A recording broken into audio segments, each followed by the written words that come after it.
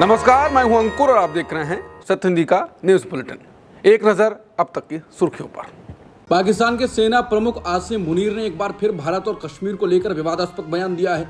उन्होंने कराची में एक कार्यक्रम के दौरान कहा कि जम्मू कश्मीर में जो आतंकी गतिविधियां हो रही हैं वो आतंकवाद नहीं बल्कि कश्मीरी लोगों का वैध संघर्ष है। उन्होंने ये भी कहा कि पाकिस्तान कश्मीरियों को राजनीतिक, कूटनीतिक और नैतिक समर्थन देता रहेगा, लेकिन सच ये है कि जम्मू कश्मीर के लोग पाकिस्तान के इस बयान को लगातार खारिज करते आए हैं। वहां के लोग चुनावों में बढ़ चढ़कर हिस्सा लेते हैं और लोकतांत्रिक प्रक्रिया को अपनाते हैं। मुनीर ने अपने भाषण में कहा कि जब तक कश्मीर मुद्दे का हल नहीं निकलेगा तब तक दक्षिण एशिया में शांति संभव नहीं है। ये बयान ऐसे वक्त आया है जब अप्रैल 2025 में पहलगाम में हुए आतंकी हमले में 26 पर्यटकों की जान चली गई थी। उसके जवाब में भारत ने ऑपरेशन सिंदूर चलाया था और पाकिस्तान के आतंकी ठिकानों पर कार्रवाई की थी। ईरान ने इजरायल से युद्ध के दौरान समर्थन के लिए पाकिस्तान का धन्यवाद दिया है। ईरान के सेना प्रमुख मेजर जनरल अब्दुल रहीम मौसवी ने पाकिस्तानी आर्मी चीफ असीम मुनीर से फोन पर बात की। इस बातचीत में मौसवी ने कहा कि जिस तरह का स्पष्ट और कड़ा रुख पाकिस्तान ने इजरायल के ईरान पर हमले के विरोध में दिखाया, उसकी वो तारीफ करते हैं। मौसवी ने कहा कि पाकिस्तान के लोगों को ईरान इजरायल युद्ध में साहसिक स्टैंड लिया, जिसके वो आभारी हैं। पाक मीडिया ने बताया है कि असीम मुनीर ने भी मौसमी से बातचीत में ईरान के पक्ष में खड़े रहने की बात दोहराई। दक्षिण एशिया में सियासी तूफान के आसार हैं। चीन और पाकिस्तान सार्क जैसा नया संगठन मिलकर बना रहे हैं। इसका मकसद है भारत को कूटनीतिक रूप से घेरना। क्या क्षेत्रीय शक्ति संतुलन को बदलने की साजिश है? कम से कम ताजा रिपोर्ट तो यही संकेत दे रहा है। पाकिस्तान के कराची स्थित द एक्सप्रेस ट्रिब्यून ने रिपोर्ट दी है कि चीन और पाकिस्तान मिलकर दक्षिण एशियाई क्षेत्रीय सहयोग संगठन यानी सार्क जैसा एक नया क्षेत्रीय संगठन बनाने की योजना पर काम कर रहे हैं। इसका उद्देश्य कथित तौर पर भारत को दक्षिण एशिया और अंतर्राष्ट्रीय मंचों पर अलग थलग करना बताया जा रहा है। इस संगठन के लिए पाकिस्तान और चीन के बीच बातचीत एडवांस स्टेज में चल रही है। रिपोर्ट के अनुसार बांग्लादेश भी हाल ही में इस नए क्षेत्रीय गठबंधन के निर्माण के लिए 19 जून को चीन के कुनमिंग में हुई बैठक का हिस्सा था। अमेरिका के राष्ट्रपति ट्रंप ने एक बार फिर दुनिया की सबसे बड़ी तकनीकी कंपनियों में से एक एप्पल को चेतावनी देते हुए कहा है कि अगर उसके मोबाइल फोन अमेरिका में नहीं बनाए गए तो उस पर भारी टैक्स लगाया जाएगा। राष्ट्रपति ट्रंप ने कहा है कि वो चाहते हैं कि अमेरिका में बिकने वाले मोबाइल फोन अब अमेरिका की जमीन पर ही बनाए जाएं, न कि भारत या किसी अन्य देश में। उन्होंने कहा कि अगर ऐसा नहीं हुआ तो वो अमेरिका के बाहर बने सभी मोबाइल फोन, जिसमें एप्पल के फोन भी शामिल हैं, उन पर 25% तक का आयात शुल्क लगाने पर विचार करेंगे। भारत और अमेरिका के बीच बड़ी व्यापार डील की कोशिश हो रही है। अमेरिका चाहता है कि भारत अमेरिकी कृषि उत्पादों पर कम टैक्स लगाए, लेकिन भारत अपने किसानों के हितों की वजह से इसमें सावधानी बरत रहा है। भारत और अमेरिका के बीच व्यापार समझौते करने को लेकर आखिरी तारीख 9 जुलाई तय की गई है, लेकिन अब बातचीत लंबी खिंचती जा रही है क्योंकि भारत सरकार खेती किसानी से जुड़े मुद्दों पर अमेरिका को कोई बड़ी रियायत देने को तैयार नहीं। सरकार के एक सूत्र ने कहा कि भारतीय टीम अमेरिका में ज्यादा दिन तक रुक सकती है क्योंकि बातचीत अहम दौर में है, लेकिन हम कृषि क्षेत्र को यूं ही नहीं खोल सकते हैं क्योंकि इससे करोड़ों किसानों की जिंदगी जुड़ी हुई है। अमेरिका चाहता है कि भारत मक्का, सोयाबीन और डेयरी जैसे कृषि उत्पादों पर कम टैक्स ले ताकि अमेरिकी कंपनियां अपने ये प्रोडक्ट भारत में आसानी से बेच सकें, लेकिन भारत सरकार मानती है कि अगर ऐसा किया गया तो हमारे किसानों को नुकसान होगा। टाइम्स ऑफ इंडिया की रिपोर्ट के मुताबिक अमेरिका से डील को लेकर कुछ कारोबारी संगठनों ने सरकार को सलाह दी है कि अमेरिका की बात मान लेनी चाहिए, लेकिन सरकार साफ है कि यह समझौता एक तरफा नहीं हो सकता। मतलब दोनों पक्षों को बराबरी का फायदा मिलना चाहिए। सरकार ने भारतीय निर्यातकों को बताया है कि अगर समझौता हुआ भी तो ये सीमित प्रोडक्ट्स पर होगा और आगे और भी राउंड में समझौते हो सकते हैं। बिहार में कुछ महीनों बाद विधानसभा चुनाव होने हैं। चुनाव से पहले चुनाव आयोग ने वोटर लिस्ट की विशेष गहन पुनरीक्षण प्रक्रिया शुरू की। मतलब घर घर जाकर ये देखा जाएगा कि वोटर लिस्ट में नाम सही हैं या नहीं। पहले चुनाव आयोग की ओर से कहा गया था कि हर व्यक्ति को अपना जन्म प्रमाण पत्र देना होगा, अपने पिता का जन्म स्थान और उसका प्रमाण भी देना होगा। इसके बाद विपक्षी दलों ने सवाल उठाए और अब 30 जून को चुनाव आयोग ने एक आधिकारिक बयान जारी कर किया है और सफाई दी है। चुनाव आयोग ने कहा कि 2003 की वोटर लिस्ट में जो 4,96,00,000 वोटर्स पहले से रजिस्टर्ड हैं, उन्हें कोई दस्तावेज देने की जरूरत नहीं है और उनके बच्चों को भी अपने माता पिता से जुड़े कोई दस्तावेज नहीं देने होंगे। यानी इनको अब कोई जन्म प्रमाण पत्र पिता का बर्थ प्लेस सर्टिफिकेट वगैरह देने की जरूरत नहीं है। हालांकि इससे पहले आयोग ने आधिकारिक तौर पर कहा था कि जिन मतदाताओं के नाम 2003 की सूची में नहीं हैं, उन्हें अपनी पात्रता साबित करने के लिए 11 सरकारी दस्तावेजों में से एक जमा करना होगा।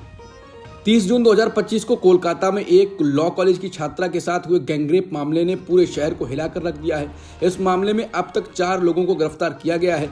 पुलिस जांच में पता चला है कि 3 मुख्य आरोपियों ने पहले से प्लान बना रखा था कि छात्रा के साथ इस वारदात को अंजाम देने का। ये लोग पहले भी कॉलेज की छात्राओं को परेशान करते रहे हैं। आरोपियों ने छात्राओं के साथ की गई हरकतों के वीडियो बनाए और फिर उन्हें ब्लैकमेल के लिए इस्तेमाल किया। पुलिस का कहना है कि पुलिस अब इन आरोपियों के मोबाइल फोन और वीडियो फुटेज की तलाश कर रही है। आशंका है कि 25 जून को हुए गैंगरेप की वीडियो क्लिप भी बनाई गई और हो सकता है कि उसे आगे भेजा गया हो। अगर वीडियो किसी और के पास गया है तो उनसे भी पूछताछ होगी।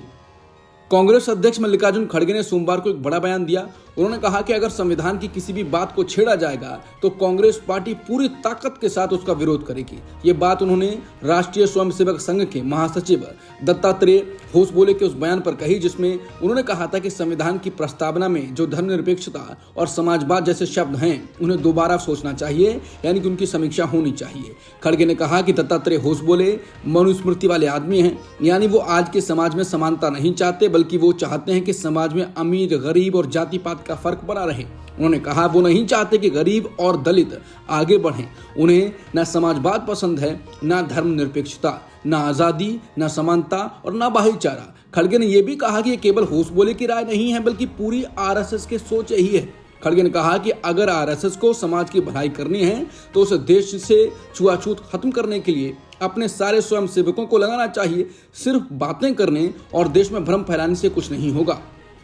कर्नाटक में अक्टूबर में मुख्यमंत्री बदले जाने के सवाल पर कांग्रेस अध्यक्ष मल्लिकार्जुन खड़गे ने कहा है ये पार्टी हाईकमान के हाथ में है। उन्होंने कहा कि यहाँ कोई नहीं कह सकता कि हाईकमान में क्या चल रहा है, ये पूरी तरह हाईकमान पर निर्भर है। उनके पास आगे का फैसला लेने की ताकत है, लेकिन बेवजह किसी को समस्या नहीं खड़ी करनी चाहिए। दूसरी तरफ कर्नाटक के मुख्यमंत्री सिद्धरामैया और डिप्टी सीएम डीके शिवकुमार मैसूर में प्रेस कॉन्फ्रेंस करते नजर आए। इस दौरान सिद्धरामैया ने कहा कि हमारी सरकार चट्टान की तरह 5 साल चलेगी। ये चर्चा ऐसे समय चल रही है जब कांग्रेस सांसद रणदीप सुरजेवाला आज कर्नाटक पहुंचे हैं। वो पार्टी विधायकों से मुलाकात करेंगे। ऑपरेशन सिंदूर के दौरान भारतीय वायुसेना ने 7 मई 2025 की रात पाकिस्तान के कब्जे वाले कश्मीर में आतंकवादी ठिकानों के खिलाफ सैन्य हमलों में अपने लड़ाकू विमान खो दिए थे। और ऐसा सिर्फ इसलिए हुआ क्योंकि राजनीतिक नेतृत्व यानी मोदी सरकार ने सेना पर पाकिस्तानी सैन्य प्रतिष्ठान या एयर डिफेंस पर हमला न करने का दबाव बनाया था। रिपोर्ट के मुताबिक इंडोनेशिया में भारतीय दूतावास के सैन्य अफसर कैप्टन शिव कुमार ने एक सेमिनार में ये बात स्वीकार की। उन्होंने कहा कि राजनीतिक नेतृत्व द्वारा तय निर्देशों के कारण ऑपरेशन के शुरुआती चरण में भारतीय वायुसेना पाक सैन्य ठिकानों पर हमला नहीं कर सकी। हमने कुछ विमान खोए। राजनीतिक नेतृत्व से सैन्य प्रतिष्ठानों या उनकी वायु रक्षा प्रणाली पर हमला न करने का निर्देश दिया। कैप्टन कुमार ने कहा कि नुकसान के बाद भारत ने रणनीति बदली और सैन्य ठिकानों को निशाना बनाया। सबसे पहले दुश्मन का एयर डिफेंस सिस्टम नष्ट किया। इसके बाद हमारे हमले सतह से हवा में मार करने वाली मिसाइलों और ब्रह्मोस जैसी सतह से सतह पर मार करने वाली मिसाइलों का इस्तेमाल कर सफल हो सके। इससे पहले सीडीएस जनरल अनिल चौहान ने एक इंटरव्यू में कुछ विमान खोने की बात स्वीकार की थी। कैप्टन शिव कुमार के बयान पर इंडोनेशिया में भारतीय दूतावास ने कहा कि डिफेंस अटैची का बयान संदर्भ से हटकर बताया जा रहा है। उनके प्रेजेंटेशन की मंशा और मूल उद्देश्य को गलत पेश किया गया। प्रेजेंटेशन में कहा गया कि भारतीय सेना राजनीतिक नेतृत्व के अधीन कार्य करती है, जो हमारे पड़ोस के कुछ देशों से अलग है। ऑपरेशन सिंदूर का उद्देश्य आतंकवादी ढांचे को निशाना बनाना था। भारत की प्रतिक्रिया उकसावे वाली नहीं थी। ऑपरेशन सिंदूर में भारतीय विमान खोने पर कांग्रेस ने सरकार पर देश को गुमराह करने का आरोप लगाया। पार्टी महासचिव जयराम रमेश ने कहा कि पहले सीडीएस ने सिंगापुर में महत्वपूर्ण खुलासे किए। अब वरिष्ठ रक्षा अधिकारी इंडोनेशिया में ऐसे दावे करते हैं, लेकिन प्रधानमंत्री सर्वदलीय बैठक की अध्यक्षता करने और विपक्ष को विश्वास में लेने से क्यों इनकार कर रहे हैं? संसद के विशेष सत्र की मांग को क्यों खारिज कर दी गई? तेलंगाना के भाजपा विधायक टी राजा सिंह ने सोमवार को पार्टी से इस्तीफा दे दिया। गोशामहल विधायक टी राजा ने पूर्व एमएलसी रामचंद्र राव को तेलंगाना भाजपा अध्यक्ष बनाने की खबरों पर कड़ी नाराजगी जताते हुए भाजपा की मेंबरशिप छोड़ दी। टी राजा ने भाजपा तेलंगाना प्रदेश अध्यक्ष जी किशन रेड्डी को अपना इस्तीफा भेजा है। उन्होंने लिखा कि बहुत सारे लोग चुप हैं, इसे उनकी सहमति न समझा जाए। ये लाखों कार्यकर्ताओं के लिए सदमे जैसा है। टी राजा ने केंद्रीय नेतृत्व से अपील की कि वो अपने फैसले पर दोबारा विचार करें। दिलजीत दोसांझ इन दिनों फिल्म सरदार जी 3 में पाकिस्तानी एक्ट्रेस हानिया आमिर की कास्टिंग को लेकर विवादों में है। फिल्म संगठनों ने इस विवाद के चलते उन्हें बॉर्डर 2 से हटाने की मांग की है। हालांकि इस मामले में दिलजीत को कई सेलिब्रिटीज भी सपोर्ट कर रहे हैं। इम्तियाज अली और जावेद अख्तर के बाद अब नसीरुद्दीन शाह ने दिलजीत का समर्थन किया। उन्होंने कहा कि कला को सरहदों से नहीं बांधना चाहिए। नसीरुद्दीन शाह ने कहा कि दिलजीत के साथ मजबूती से खड़ा हूं।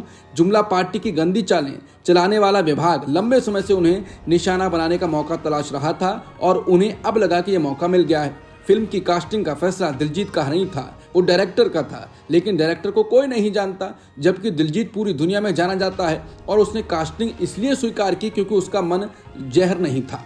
ये गुंडे असल में भारत और पाकिस्तान के लोगों के बीच सीधे संबंध खत्म करना चाहते हैं। मेरे कुछ करीबी रिश्तेदार और प्यारे दोस्त वहाँ हैं और मुझे उनसे मिलने या उन्हें प्यार भेजने से कोई रोक नहीं सकता। और जो लोग कहेंगे पाकिस्तान जाओ तो मेरा जवाब होगा तुम कैलासा जाओ। हिमाचल प्रदेश में रविवार से ही तेज बारिश हो रही है। लैंडस्लाइड के चलते प्रदेश भर की 129 सड़कों पर वाहनों की आवाजाही बंद हो गई है। मानसून के बाद से राज्य में अब तक 39 लोगों की मौत हो चुकी है। बीते 24 घंटों में 3 ने जान गंवाई है।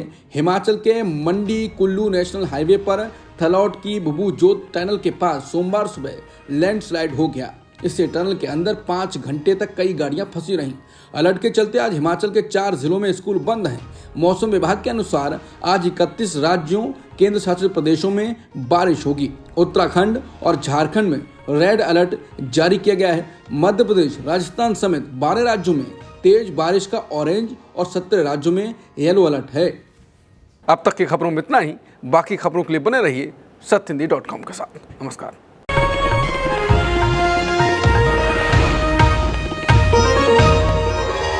Copyright disclaimer under Section 107 of the Copyright Act 1976. Allowance is made for fair use for purposes such as criticism, comment, news reporting, scholarship, and research. Fair use is a use permitted by copyright statute that might otherwise be infringing.